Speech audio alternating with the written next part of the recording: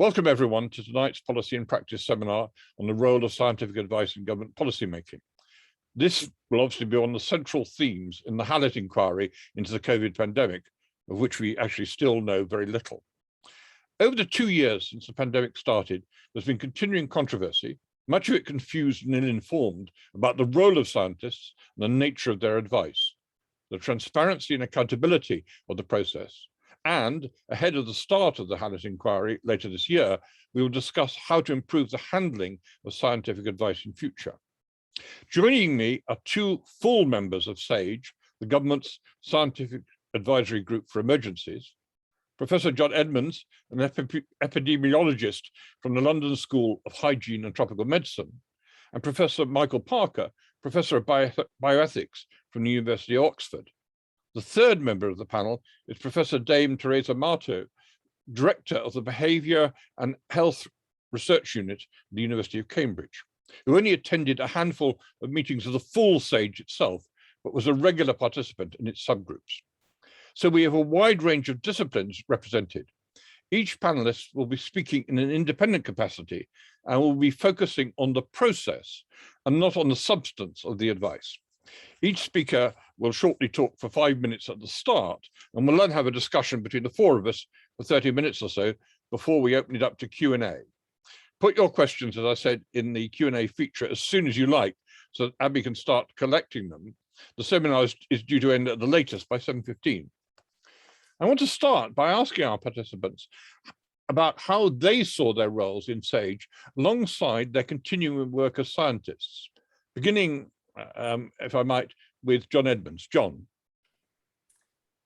How I saw my role at SAGE and continuing work. Well, I think I never really viewed it as separate, because I think that part of my work is, of course, I've been working in this area of pandemic planning and also control of infectious diseases for decades. And part of that has always been to inform policymakers about potential options. And so I've worked, for instance, with JCVI for many years, looking at, modeling different vaccination programs and helping them come to conclusions about, introduction of different vaccines at different points.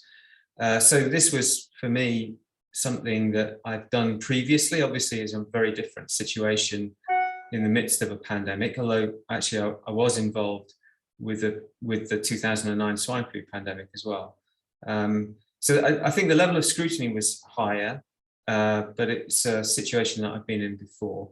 And as I say, I don't really regard it as being separate to my work. I regard it as being an integral part of what I've been doing for many years.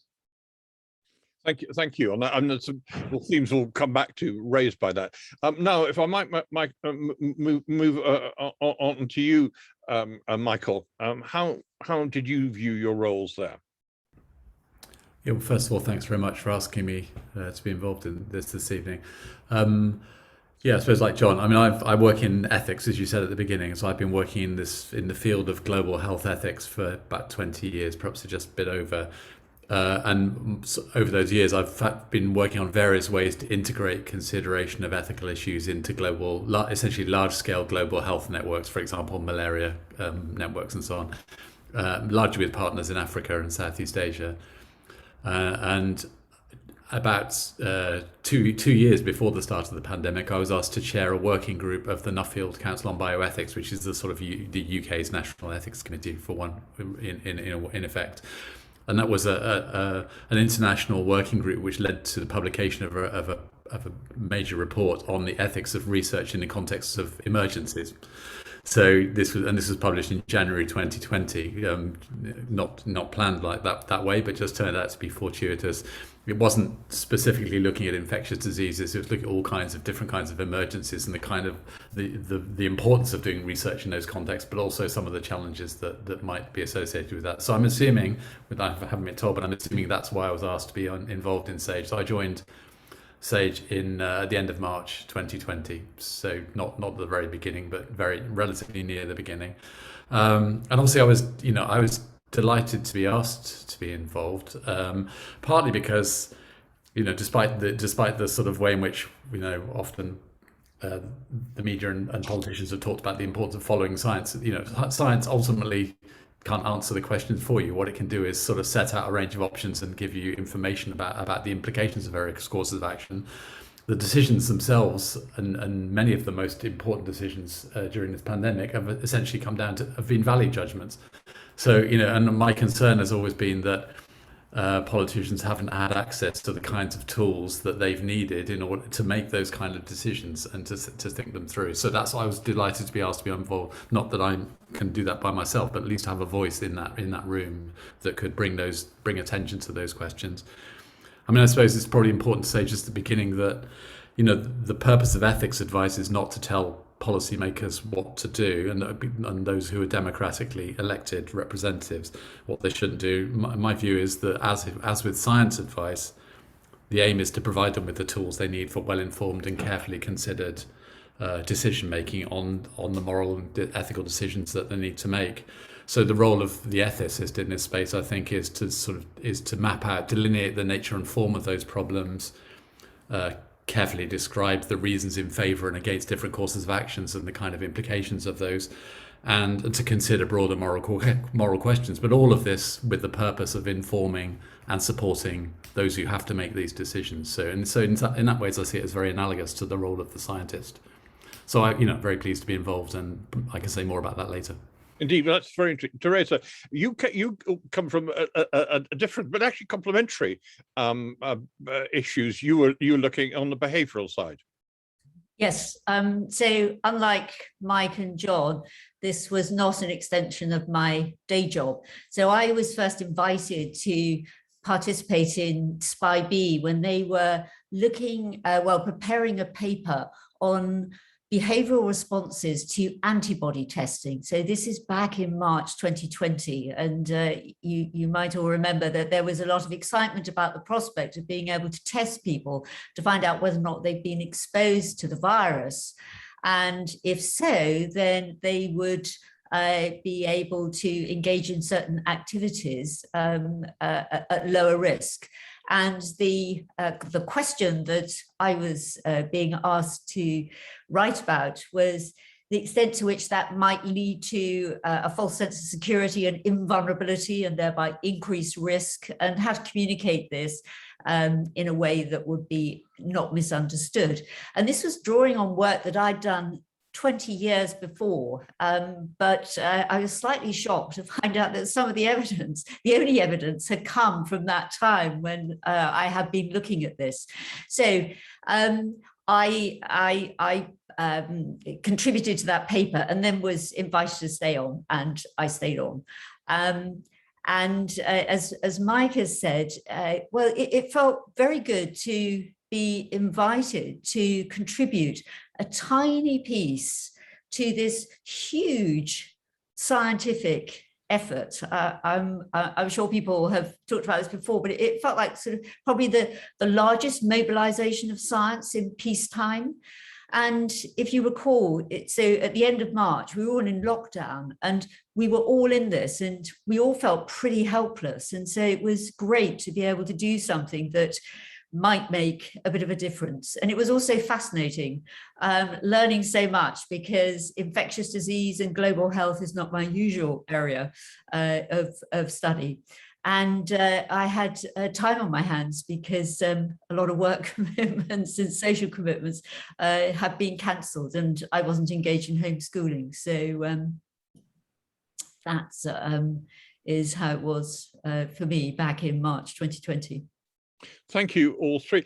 As an outsider, I often felt there was a confusing picture of the appearance, I might say, of conflicting advice as individual members of SAGE spoke out in the media, doing their slots on Zoom or whatever, alongside the collective advice presented initially privately before you saw minutes by SAGE. There seems to be times, I mean, it's implied by the point you were making, Theresa, about the massive mobilization, almost a cacophony of voices from members of SAGE and the self-styled independent SAGE. How much did that confuse understanding which normally would be resolved in peer review and so on when you're doing your standard academic work. But in the glare of media and political coverage, and affect the consent for the measures introduced. John. A big question. I don't. Okay, so you're asking about the conflict between perhaps my own personal view and then the collective view of SAGE about something, and the or the view that the government had taken. Also, the number of voices. I mean, I felt it wasn't not just a personal thing, but also you had lots of members of SAGE and others popping up in the media and so on, and that made it for the layperson a kind of confusion about what actually advice was being presented, and therefore going actually to what Theresa was saying about establishing consent, it made it much more difficult. Okay, I mean, speaking personally, and whenever I spoke to the media, I tried to make it clear that I was speaking personally, but my strategy was always to try and stick with, what the government did and what SAGE advised weren't necessarily the same thing, and you wouldn't expect them necessarily to be the same thing. And SAGE didn't usually, I mean, Mike will back this up, but it's not really given a policy option and picks one and says you should do this. We just look through the evidence and suggest what might, what some of the what might follow if this course of action might be taken or that might be taken, and it's up to governments to decide. And so I don't.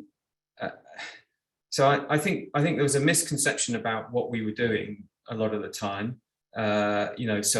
We weren't determining government policy. That was done by government, never by us. And frankly, when the policy at different stages in the epidemic, different policy announcements were made. There was one this week, for instance, about living with COVID. We on SAGE never saw any of those policy announcements before they came. So we were as much in the dark as anybody else about actually what the government were going to decide to do.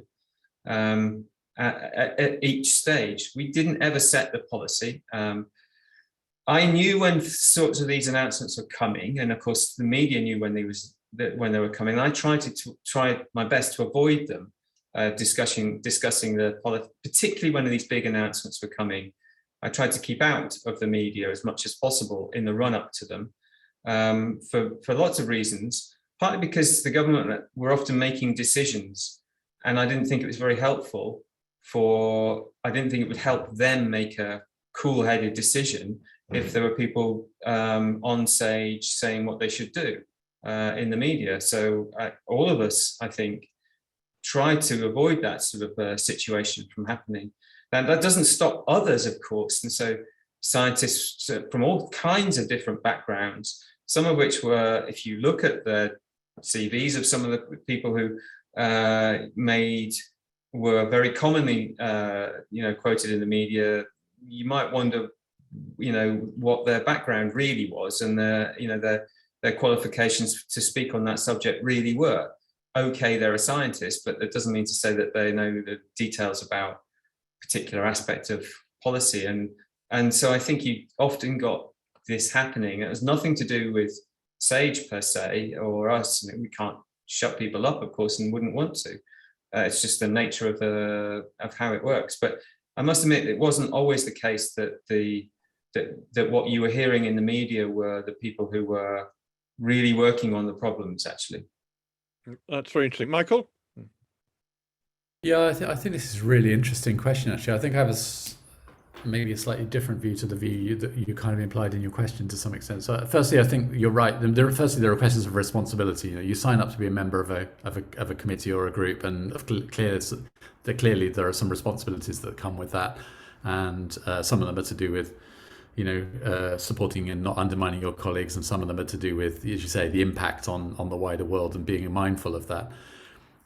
So clearly those are important. I think, secondly, it's important to be really clear, and perhaps we weren't. I don't mean us as members. I think society, as it were, having clarity about what's advice, as it were, from the group, and the fact that this group is meant to be a resource, as it were, for society, isn't it? It's meant to be diverse. There are meant to be different views. There's meant to be hard discussion of, you know, different perspectives, scientific or other. That's what we want. You know, we want that diversity in that space. And so, you know, part of the problem is here is that sort of how do you achieve clarity about what is advice, and on the other hand, acknowledge the fact that you want these kind of different voices to be engaged. And this isn't the situation like sort of cabinets, but this isn't the situation where we have a sort of collective responsibility, as it were. This is a situation where we just need to be clear about what's advice and what is general sort of debate. One of the worries I've had, I think, is, I mean, there's a part of me that thinks we needed, you know, I don't mean people speaking out of school, as it were, but I do think actually public debate has often been impoverished, and I'd actually want more. I would want more, you know, knowledgeable scientists talking in public about these things and expressing different views, because, you know, I felt that, as John said, some of the voices that were expressed in public weren't that informed, and you've got the most informed people, as it were, the best scientists are in the room for obvious reasons. So there's a part of me that actually thinks our public debate was to some extent impoverished by the fact that we didn't have more of a conversation about these things. A conversation which became known to the public? Yeah, no, I'm sorry, that's what I'm saying. I think, I mean, I'm not advocating one way or the other, but I think there are costs associated with saying people shouldn't speak, as it were, outside. I mean, I found it quite difficult because I'd done a lot of media work before I joined SAGE. I was involved in lots of debate around contact tracing and the share of, you know, privacy questions. And I made a conscious decision not to speak to the media after I joined SAGE, partly because I'm the only ethicist on there, and I thought, that would be obvious, as it were. But I do think it's hard, and maybe I was wrong actually, because I think public debate. As I say, I do think public debate. We needed, and we still need a sensible, mature, but difficult public debate. For example, about how we're going to deal with, you know, endemic, as it were, COVID. But at the time, I felt that we perhaps didn't discuss it in as mature a way as we could have done. Theresa, how much did you think that, from your background on the behavioural side, that affected behaviour and consent? That was sometimes, you know, the public didn't appreciate the points we've just heard from John and Michael about the nature of scientific debate. I see that as an empirical question, and I don't know the answer to it. I'm sure that it did. It probably rarefied differences, but one of the things that was very striking was the extent to which people were following guidance, despite dips in trust in government along the way. I just want to pick up on what Michael was saying about how important it was to have different voices. I think there is no one view, there is no one science. I just say a little bit about my personal decision, like Mike, when I joined SPI-B and participated occasionally in SAGE, I made a decision that I would behave as I had done when I'd taken part in other government advice committees, like for variant CJD, and a chair might speak out, but certainly the individual members in the main wouldn't unless they were asked to. And I felt really pleased by that decision at the beginning, because I've never seen such weaponization of science advice. It's incredibly hostile environments, and I think John could certainly talk more about that from a personal point of view. And so it felt the world didn't need my voice, and I didn't need to be out there being shot at, as it were. But it's still important that science, the scientific, I'm using it in a shorthand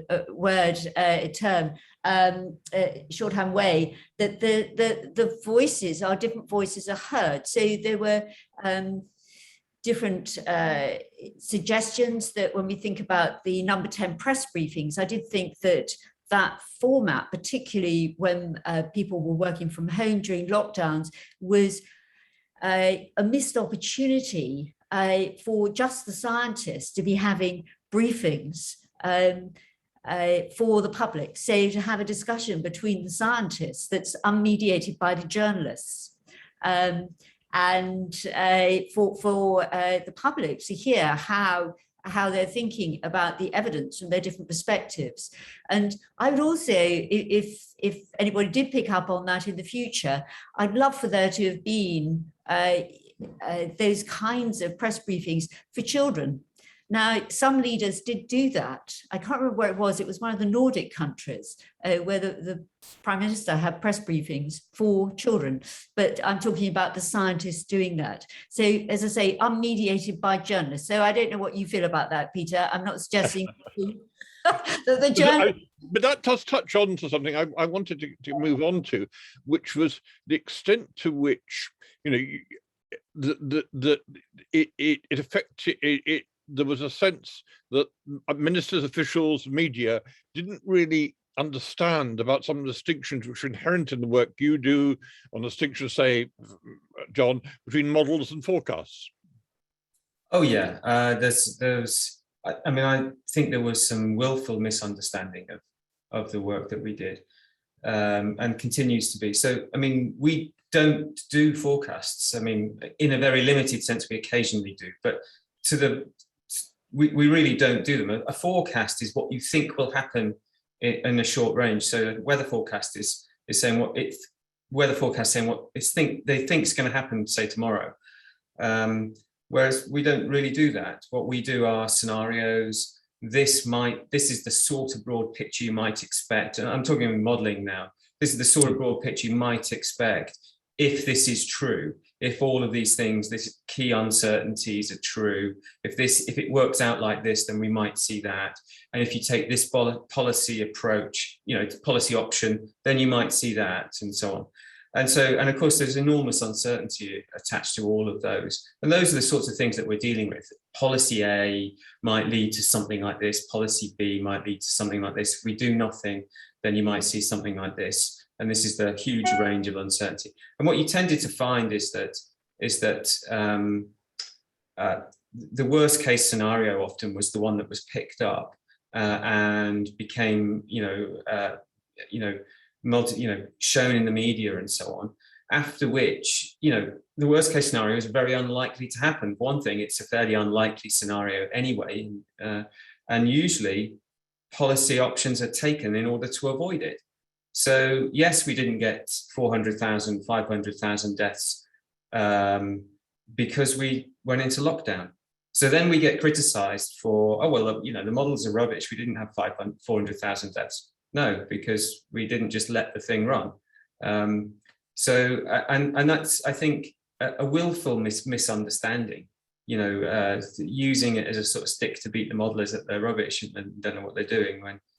And I think sensible people know that that's the case, but there's certain elements of the media and elements of the sort of political classes that have decided to use those sorts of worst case scenarios and in order for reasons of their own, in order to sort of pick on the models and say, well, that didn't happen. Yeah, it didn't happen because we took action to prevent it from happening. Yeah, absolutely, and I can see that.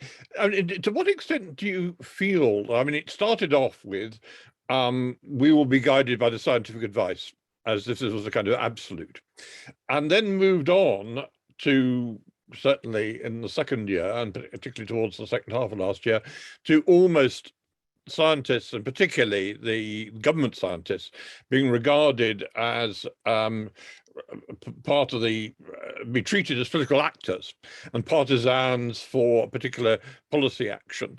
How much did that, Michael, devalue the debate? Well, I think actually throughout, these are people who are making these decisions, politicians, people in healthcare, policymakers.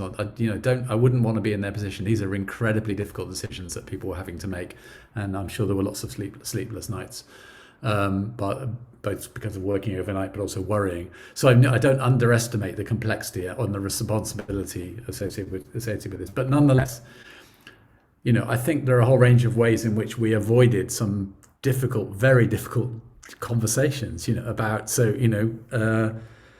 choices between, people who advocated, for example, lifting restrictions early or imposing restrictions later. The obvious question is, well, there are a number of competing priorities here, and some of them involve the death of people and awful suffering. How much suffering are you willing to accept in order for these other things to be pursued? And the reason it's uncomfortable is because the answer can't be zero. Every choice has some suffering and some distress and some impact, of course, major impact on people who are already disadvantaged and so on.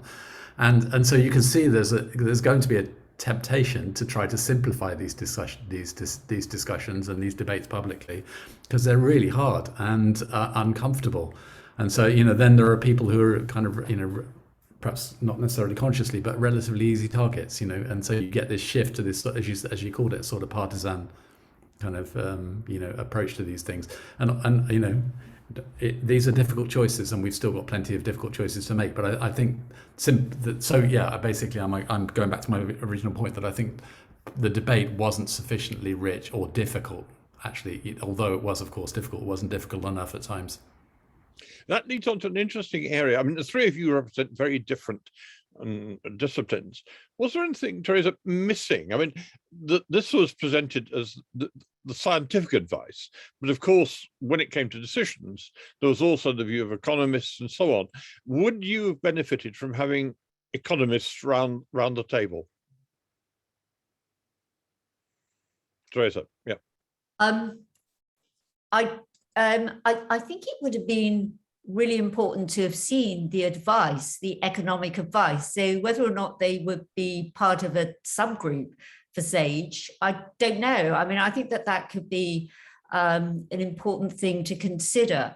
So on the economics, one of the sources of frustration, and in fact, one of the things that I would want to see in the future is more interaction or feedback from the policymakers to the advisors. So one of the repeated sets of advice that was given with strong recommendation for evaluation was the introduction of financial and other support for self-isolation, because we knew in April 2020 very clearly that willingness to self-isolate was the same whether you were rich or poor. But we knew that the ability to self-isolate was 3 times lower in those who had incomes lower than £20,000. And this is really important, I think, because it speaks to the higher rates of infection and in turn death rates that we saw amongst those who were poorest. So advice was given on different packages of financial and other support numerous times in numerous papers. I haven't counted how many times, but it was frequently, we joked about it, a sort of chorus line in our papers in terms of reducing inequalities. And it wasn't until a paper in September 2020 that this is very, very clearly laid out, and it was agreed that after it had been discussed at SAGE, the paper would go to number 10 that night. And 4 days later, we saw a policy document, I don't know whether it was a response or not, introducing payment, £500 payment for those who were on benefits. But unfortunately, it also had fines that we introduced, which if you blinked, you missed it in the paper, to say that introducing fines could have a paradoxical effect and reduce the likelihood that people would get tested and self-isolate.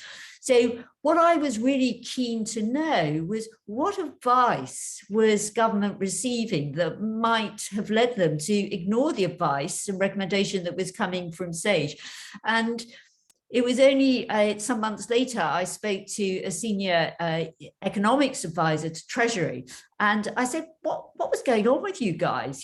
Why weren't you responding to our request for advice? And he then told me the evidence that they were looking at And I said, oh, but don't you know this other counter evidence which goes against that? And he said, oh, that's great. Yeah, I'll send it in, but it was too late. So that's whether it would have made a difference, I don't know. But that's a sort of case example of how if they had said to us, actually, this is the evidence we're going on, you've given us yours. So more transparency, and that was the economic advice, then I think that would have been a really good thing, because as it was, and I think, John, you could also comment on this, it felt that the advice or the evidence that the economists were using was really powerful, but we never saw it. John? Yeah, I agree entirely. I mean, there was an enormous weight of scientific evidence that were collated and sifted through by SAGE, and so SAGE was standing on the shoulders of thousands of giants, and that was often the problem, was so much evidence on certain things. To be able to sift through it and give a sort of cohesive answer was often quite a struggle, but that was our job. So there was. And it's all freely available out there in the scientific literature, often tweeted and so on. And so they're all freely, people could get hold of this evidence and see, and SAGE minutes were, of course, freely available very rapidly after the meetings. So you could see where the evidence came from, the original papers, or the papers that went into the subgroups, and they, of course, referenced studies that were out there in the literature. But on the other side, on the economic side, I don't know what. I don't know what went in to government decision making. There's nothing. I mean, I don't know. I don't suppose anybody listening to the seminar knows any of the economic advice went in. Does it stand up to scrutiny? The scrutiny of, if you look at the evidence on the scientific side, that was scrutinized, pored over by millions of people often, because it was freely available. And people commented on it. On the economic side, who knows? Was it peer reviewed? Who looked at it? Who checked it? Don't know. Would it stand up to scrutiny if it was scrutinized? Don't know. So how do you weigh that? I don't know, a memo from somebody in the Treasury against the enormous weight of scientific evidence? I don't know. But the government had to do that. I think there's a huge failure on the economic side of all of this to make the evidence available. What were they doing? What was the evidence? How was it constructed? It's a massive failure, I think, from the whole field, really. I mean, that led, well, I was just saying, I agree. And I think, that led to perhaps an over easy kind of assumption that there was a tension between, saving lives and the economy, there may well have been a tension, but that where was the evidence? And I think that was a bit of an easy assumption, which caused. Yeah, because actually, I think very often they're not in. If it's done properly, I don't think they would be in tension. They might well come to similar conclusions, but I don't know that because I've not seen any of the economic evidence. But I've done these studies before. I've worked on economic analyses and infectious diseases, and very often the sort of the economic and the infectious disease, they go hand in hand. You would come to the same conclusion, but I don't know how this was done and handled within government. I really think that's an enormous failure, and I think we should have had clearer guidance. In other areas, we have a kind of guidance about how much a life is worth. Now, I think there needs to be better debate. I'm sure Mike would agree about how we come to those kind of conclusions and so on. But nevertheless, if you took, I don't know whether what we did would pass, some of the decisions were made. Are they completely out of bounds of where we normally would be in terms of valuing a life? I've no idea. But I think if we'd have had something more consistent, it may have led to more consistent decision making, because I do think we flip-flopped in decision making at different points in the epidemic, sometimes with economics having the upper hand. I mean, I think the most obvious example being eat out to help out. That was, as an epidemiologist, that was crazy. you know, we were just coming out of a lockdown and driven the cases right down, and here we were encouraging people to go and get the virus. Basically, it didn't seem to make any sense at all. So, I mean, I think there were times when certain decision making seemed to be, you know, flip-flopping between, you know, some of the economic aspects having the upper hand and some of the epidemiological or public health aspects having the upper hand. And I certainly don't think that was helpful. And I think if we'd have had clearer guide, and I don't mean us necessarily on the scientific side, but if there were clearer guidance that the government kind of published of what they were trying to achieve and what were the constraints they were working under, you know, and how they were valuing lives and being honest about it, then they might have led to clearer, longer-term strategic decisions that that I think, particularly in the early part of the epidemic, they were missing. Now, I think there's also some very interesting institutional aspects about the Treasury too. Don't just relate to this epidemic, but I think you'd find on other instances you'd find similar complaints about the Treasury's reluctance to involve itself in decision making on other things. But you know, we you know, if you think about SAGE, that's not attached to a government department. Okay, it's run out of Go Science, but it's not really a government department. And I don't see why all of the you know, so you're not just getting advice from the Department of Health, you're getting advice from the whole cadre. I mean, look at us, you know. It's three people who've attended SAGE meetings here with very different backgrounds. Now, why wouldn't there be an equivalent on the economic side, where you draw from academia and across the huge range of the social sciences and economics to come to sift the evidence in a similar way and actually stimulate going to find the evidence, because that's a lot of the time is go out, you know, we're asked a question and we're given a week or two to come up with an answer. We have to go out and do the study, or at least you know, look what's in the literature, or at times do some studies to answer the question, to bring it back. Now, that was done, you know, by this huge cadre of people working on, you know, around SAGE and subgroups and so on. What was on the other side? Well, a question certainly. Well, we'll come back to looking ahead and looking at the Hallett inquiry and themes for that, because that's certainly a very relevant one. Teresa, could I look at raise something which is been implicit in what we've been talking about the last few minutes, which is, did you get any sense of evaluation of as the process over the 2 years went along, the nature of the device and what was happening, which you normally see in your work? Yes.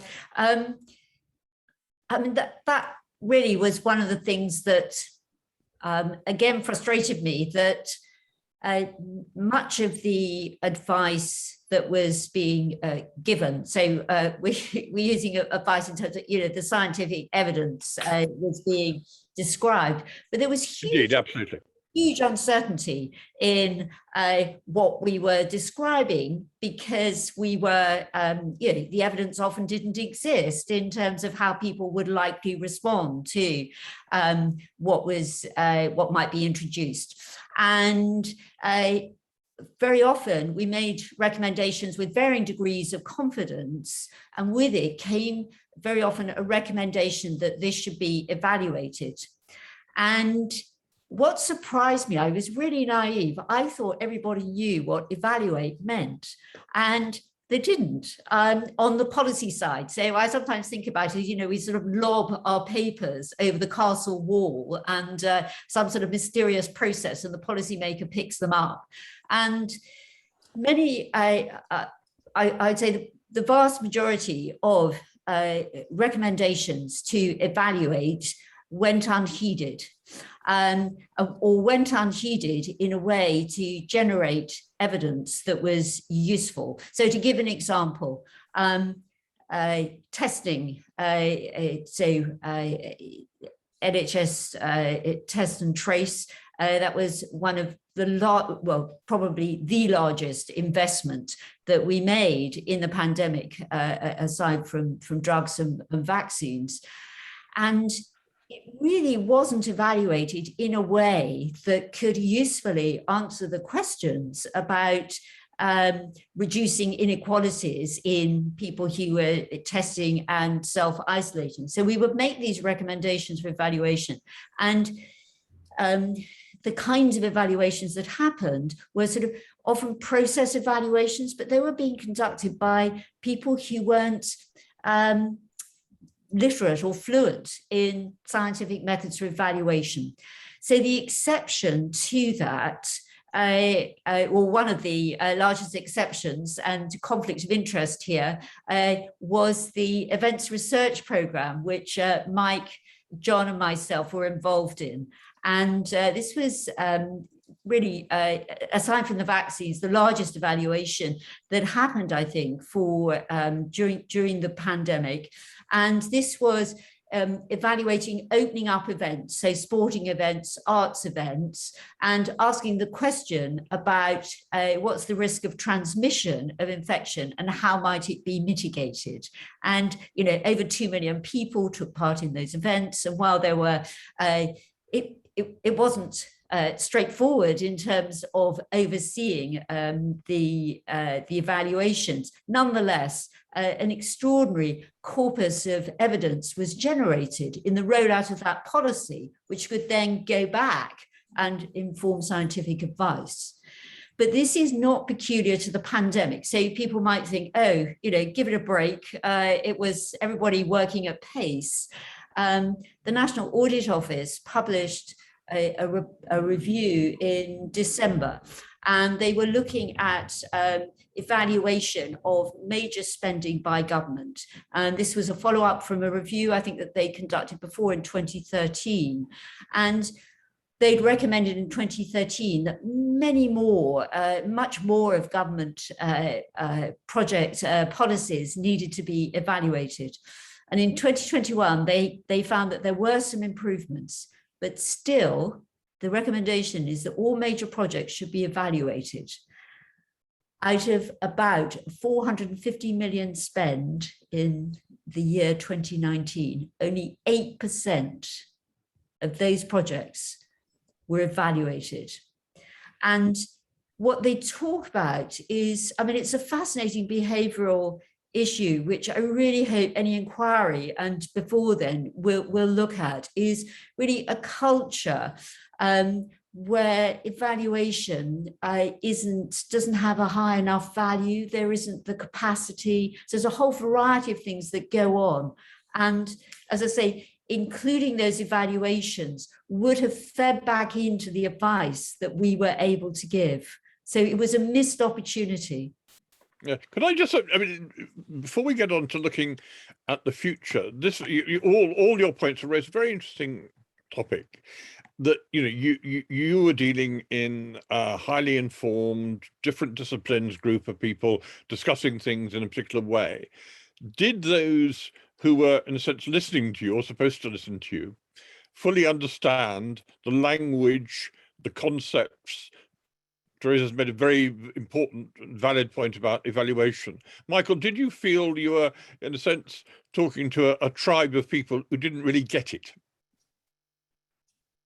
Yeah, I think there's an element of that. I mean, to be fair, I did, you know, as an ethicist, I did join a scientific advisory group. So the group is set up to provide, you know, scientific advice rather than ethical advice. So I kind of obviously had to accept that.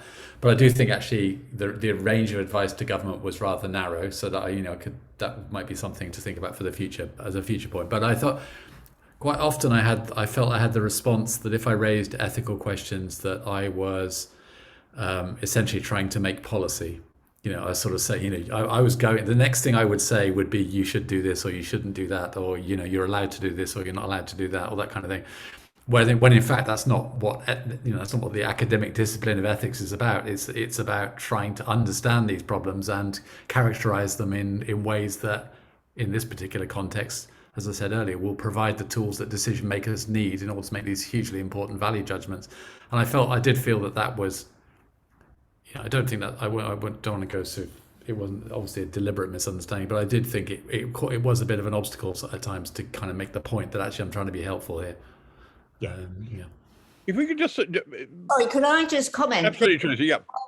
That something, I think it was introduced relatively late, but where there were significant papers and there were seminars or teach-ins that were organized whereby the people who'd led on the papers would meet with many of the policymakers, so there could be some more discussion about what was meant and unpicking things from both perspectives. And I really enjoyed those. I think they were incredibly valuable. And I don't want to suggest that there was them and us. Sometimes for the very tricky policy questions, Go Science, the Secretariat, the Scientific Secretariat, would negotiate with the policymakers about framing the question in the way that would be most useful for those who are going to provide the evidence for something that might look like policy. So it comes back to what I was saying, to sort of greater communication between the two sides. I think would certainly improve the advice and the policy making, and in turn better outcomes for people, because that's what this is all about. And one thing strikes me slightly ironically, that this discussion is occurring under the auspices of political science. And one of the complaints in the now debate on civil service reform and reform of government is there aren't enough scientists. And I wonder what you feel, that would there be gains? Well, I'm sure there'd be gains, but is the lack of scientifically trained people amongst civil servants, and let alone amongst ministers, a hindrance in this? Would you be happier if more of your students from the past were in policy-making positions? John? Yes, I'm sure it'd be better. I mean, I think we were quite lucky in, so talking about myself and the modelling work, the Secretariat, the SPI-M, which is the subgroup that handles the modelling, the Secretariat there made up of modellers themselves.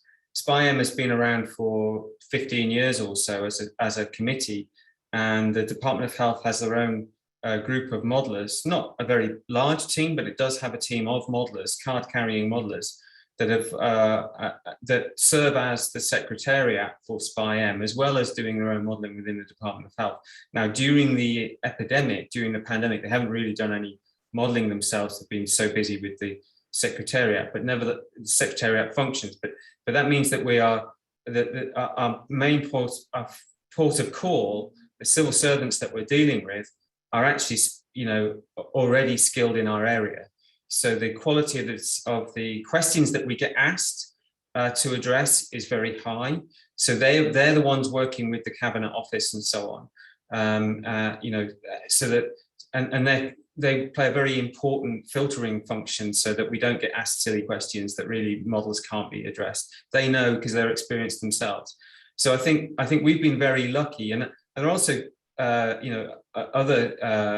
within Go Science itself, there are other scientists as well that have acted in the Secretariat's function, and indeed people from different teams, from the academic teams, have been seconded into government departments. So one of my own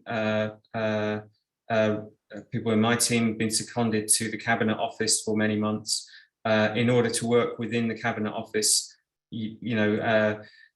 So that kind of work, that kind of dialogue has improved enormously over the course of the epidemic, and in any case, in my own particular area, was always very well done anyway.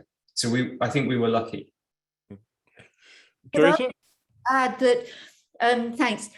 I find the word scientist quite alienating in this context, because it sounds like, it goes back to C.P. Snow, really. And I think the critical thing is about being having expertise in the scientific method or scientific methods. So it's being able to understand and evidence, different sorts of evidence.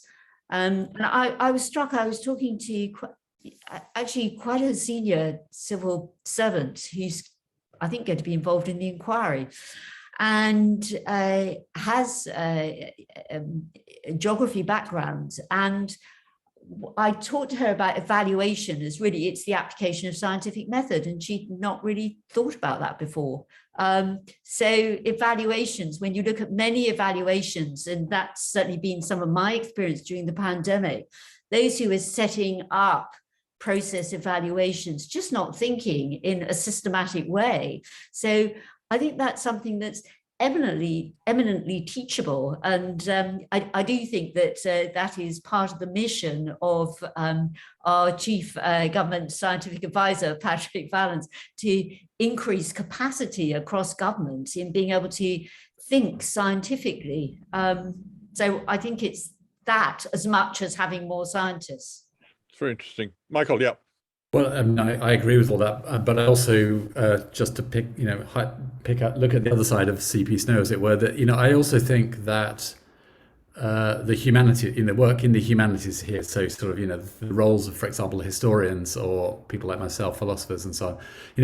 It's perfectly possible, and in any kind of academic setting would be required that is structured, reasoned, accountable, appealable, and so on. There are a whole range of ways in which discipline can be built into the humanities in ways that provide a way of kind of showing that careful thought has been put into a problem. So it's partly it's clearly primarily here a scientific method, but what we're after is a sort of structured, reasoned, transparent kind of criticizable approach, really.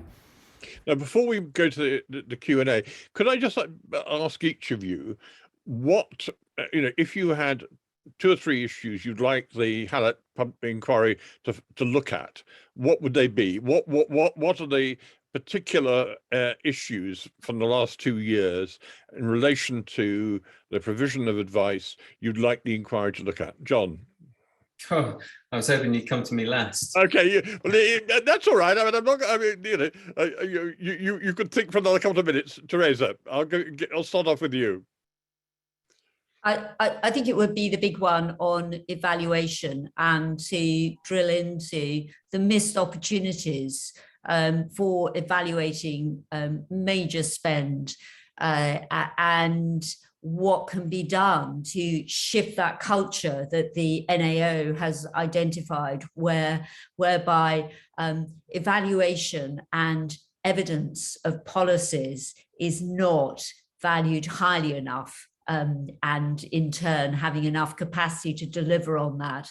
So, as somebody working in science, I'm as interested in when something is ineffective as when it's effective. Whereas it feels that is not the system that pertains for policymakers, particularly politicians. So shifting that culture and getting evaluation going is number one thing that I would want looked at. Michael? Yeah, sort of questions. I suppose one question would be to do with, well, maybe think about it in a forward-looking way, like Theresa did, I suppose, which is sort of, how can you ensure a better, a more public engagement and involvement in decision-making around this? So, there was none as far as I could tell.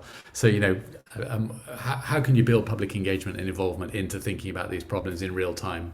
I think that would have been a good thing. It would have improved the decision making probably, but also certainly would have improved public trust. So I think that's sort of, well, certainly. Sorry, it's an empirical question, Theresa, but it'd be one worth testing. So that's one. I think from my own point of view, I think given what I've said earlier, are there ways of ensuring that government and policymakers get access to robust, inclusive, ethical advice, is not, as I say, not advice that tells them what to do, but advice that provides them with the tools they need in order to make these really big, difficult decisions. And obviously, yeah, I mean, for me, obviously, there are also important questions about our responsibilities to other countries, to low middle income countries, for example, and sort of global justice type questions that, so this inquiry is likely, in my assumption, to focus largely on the UK, but actually we should be looking more broadly than that. What were and are our responsibilities to other countries? John? I'm sure one of the things it will look at will be our level of unpreparedness at the beginning, because we were really unprepared. Despite the fact that we knew something like this was going to happen sooner or later, that we would have a nasty pandemic of a respiratory infection. We really weren't prepared for it. And part of that was, of course, a complete lack of, I mean, our surveillance, it's hard to describe how we were back 2 years ago in terms of surveillance. And in a matter of just a few short months, we built an amazing surveillance system that gave us great insight into the epidemic and allowed us then to make informed decisions, which we simply did not have in February and March of 2020. So I think we shouldn't ever go back to that, thrashing around in the dark as we were. So there's that. I don't think we ever had a very clear strategic vision. What were we trying to achieve? Was it to minimize deaths? Was it some sort of balance between the economy and deaths? Should it have been deaths, or should we have chosen some other thing like QALYs is another measure, quality adjusted life years and so on, which would have taken into account long COVID impact and so on. What were we actually trying to achieve? And what was the government trying? What was it? If you think about it in kind of a big, mathematical terms, you'd say, what is the government trying to maximize? Or what is the government trying to minimize with respect to its constraints? And it was never clear about that. So it was never clear as a scientist trying to double guess what it was that the government was trying to achieve. If they'd been clearer about their objectives, then maybe we could have guided them a bit better as to how to achieve them. Good. Right, let's move on to questions. We've got a short time available for questions. Abby. Hiya. So I'll start with two. So Maurice asks, does a precautionary approach fit into the work of SAGE, or should this only be regarded as a tool for policy making? And Nicholas asks, do you think it would have been better to have a chair of SAGE who was not a scientist, but someone with extensive and broader administrative experience? Right. Michael? Particularly on the latter one for you. Well, I've got nothing but praise for the chairs of SAGE that we had. So, but there is a question about broadening more. It's very hard to say, really. I think the problem is you do really need someone that might, having learned over the last 2 years, you do need someone who's really able to contribute to and understand these scientific discussions. I think having a chair that can properly engage with that is actually really important. There may be other ways of making SAGE more inclusive. There may be other ways of bringing other perspectives, and certainly we should think carefully about that. I'm not completely sure that the chair is the right way to do that. John? Yeah, I agree with that. What was the other question? That was about should we take a precautionary approach? I think that's what the government should take. That's the policymakers. It's up to them to take a precautionary approach or not. There's an epidemiological reason why you might want to take a precautionary approach, i.e. act. Patrick said it many times during you needed to act faster than you think you have to, wider than you think you have to, and take action that is deeper than you think you have to. But that's simply because of the exponential growth. So exponential growth means that, unless you act pretty quick, and you're going to be overrun by the virus. And so I think there's an epidemiological reason for, if you like, a precautionary approach. But I think that ultimately that lies with the policymakers. Do they want to take a risk?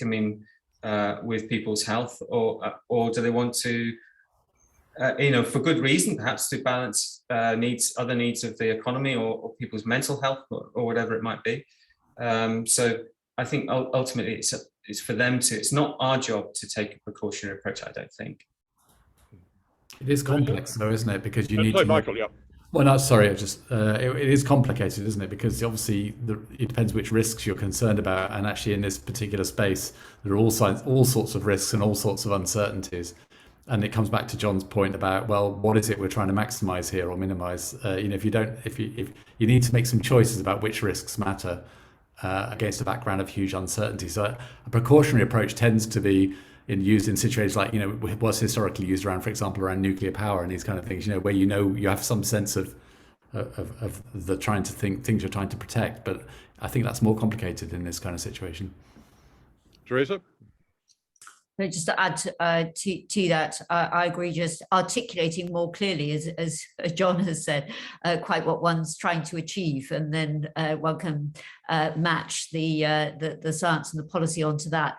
In terms of the leadership, I think it's really well. I feel very clear that we've had the co-chairs of SAGE, Patrick Vance and Chris Whitty, have been brilliant, both individually and as a team. And I just don't think, I mean, they have brought together hundreds of people who have participated in SAGE and the different subgroups over nearly 2 years. And I can't imagine that non-science that respect, that amount of respect and expertise, and done it as well as those two have. Could I just ask one little follow-up one before we move to the next question, which has been implicit in some of the discussion, is that in a sense politicians have wanted to appropriate scientific advice and blur it with policy making. That certainly in the early stages in 2020, there was a sense in which, as I said earlier, scientific advice was invoked or to blur it with policy making. Was that your sense, John, at all? Yes, I think that we never made policy, but I think that the government liked to hide behind it a bit. The politicians make the policy. The scientific advice is just that, advice. And that never changed. It was always the case, always has been the case. And it was in 2020, but I think they at times try to hide behind scientific advice when they made the decisions, and quite rightly so. Do you think the terminology is unhelpful, John? Because the terms we use, scientific advice, it sounds like we're giving them advice. And as you say, the whole point about scientific advice is it's not advice.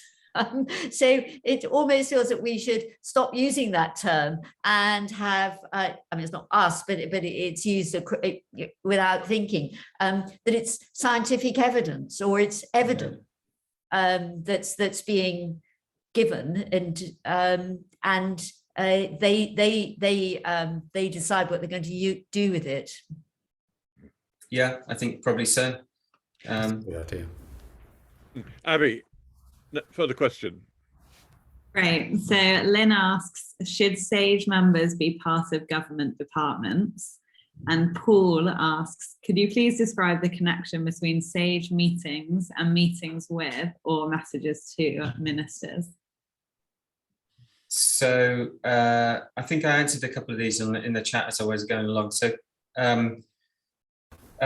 many SAGE, so there's no membership of SAGE, by the way. We're asked to attend, and that's it. So we may be asked to attend certain meetings. Some people are asked to attend more meetings than others, but it's not a fixed membership at all.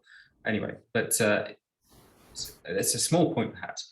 But of those who attend SAGE, many of them are government scientists. So each government department has a chief scientific advisor. So there's one for the Foreign Office, there's one for the Home Office, and so on.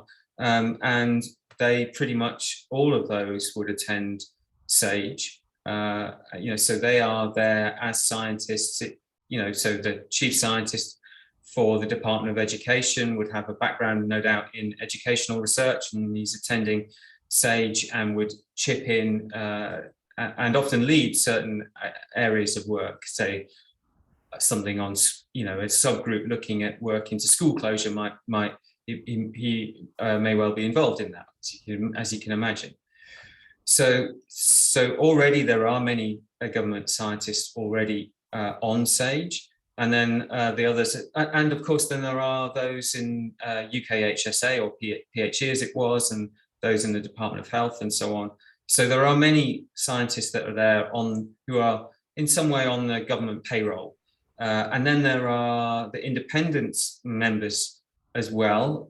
So we're all academics, and so not on the government payroll in any way, and are asked to attend. So there's a mixture of government scientists and independents, mostly university academics. In terms of how the advice went, we didn't meet with ministers. It is up to the chairs, Patrick and Chris, to take the evidence collated by SAGE and present that to the ministers. So it was all done through that. Michael and Theresa, anything you want to add to that? No. Have we a final question, Abby?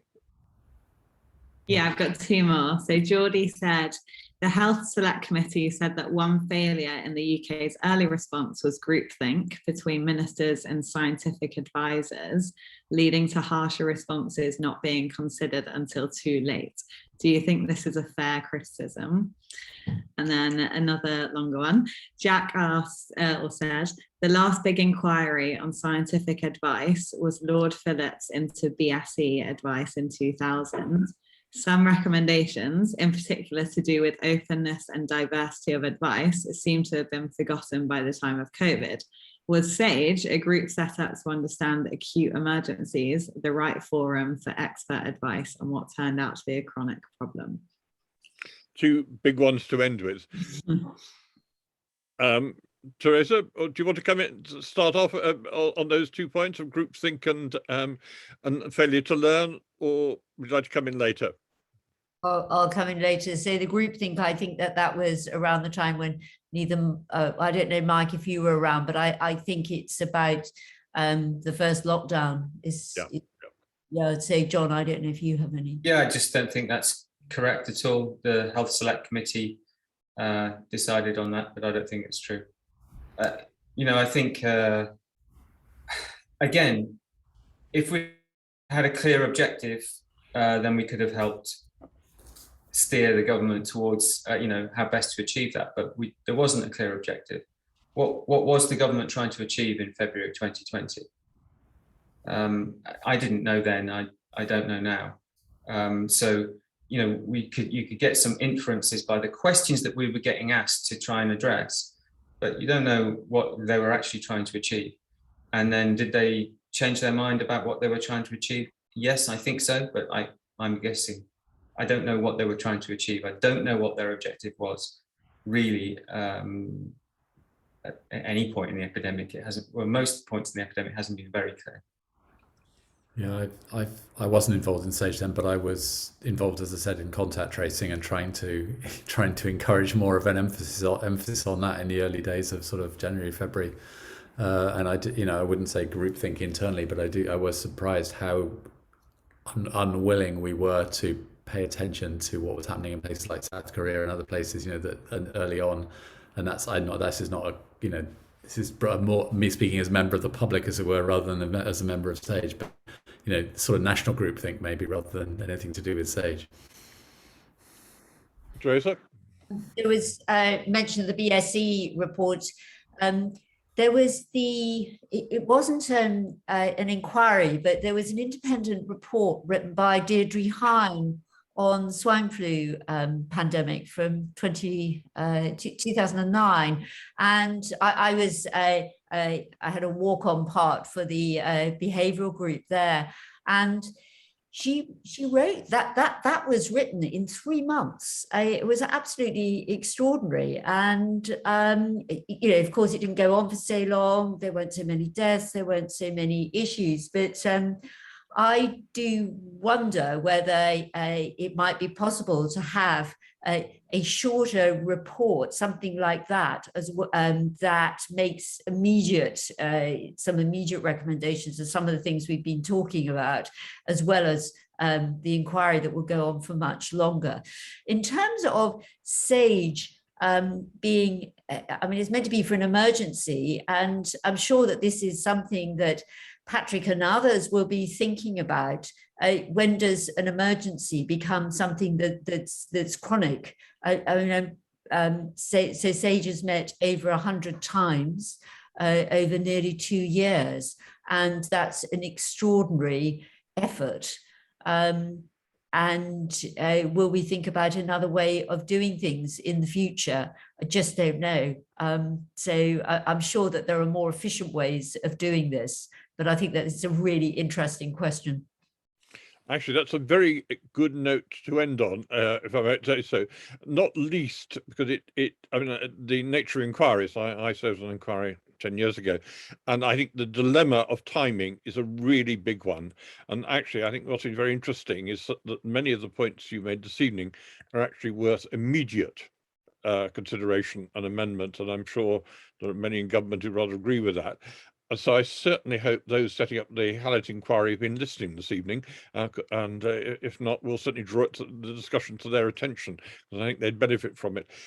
Before formally thanking you all, I'd like to draw everyone's attention to the next Policy and Practice seminar in a week's time, March the 3rd, which is on a very different topic. Couldn't be more different, in fact. The state of electoral integrity in America, with 3 American experts, Sarah Isger from the Dispatch, Megan McCardle from the Washington Post, and Matthew Weil from the Bipartisan Policy Center.